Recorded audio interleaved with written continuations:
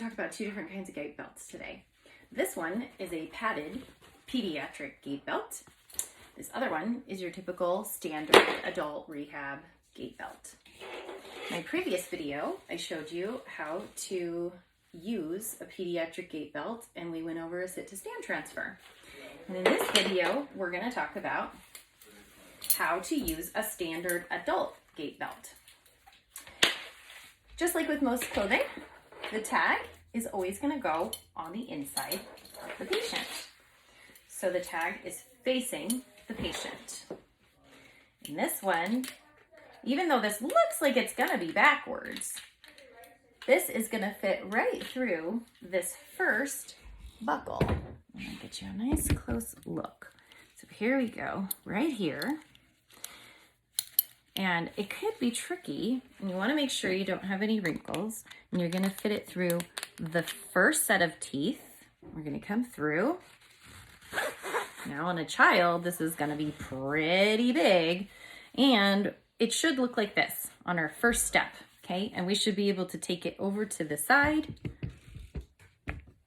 Then what we're going to do is, this is not enough. Even though this will grab, we're going to pretend that that's just not enough, because in the event that this belt comes like this, it will slide right out. So the teeth will grab if we have the belt in the right position, but they won't if we don't double it back through. So now we're going to put it through this last loop right here, pull it through, and now we have a really nice, secure belt.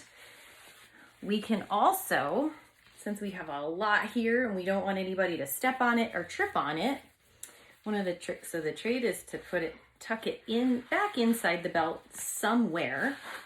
But we always want to tuck it tight, because we don't ever want to grab this and then, oh no, we are pulling this, and when we do that, our patient's on the floor. So we want to get that tucked in.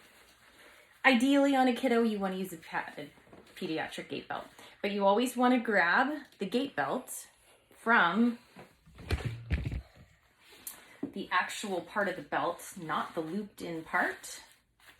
We're always going to grab here because it's more secure than grabbing clothing. Clothing will ride up, pants will ride down and up, but the gait belt is going to be secure.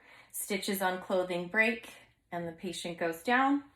The gait belt is always secure as long as you're using it correctly. When it's time to remove it, you remove it backwards the way you came. Take it out. We're going to feed it. So if you grab the buckle right here, we're going to feed it back through, and then you can take it out and off.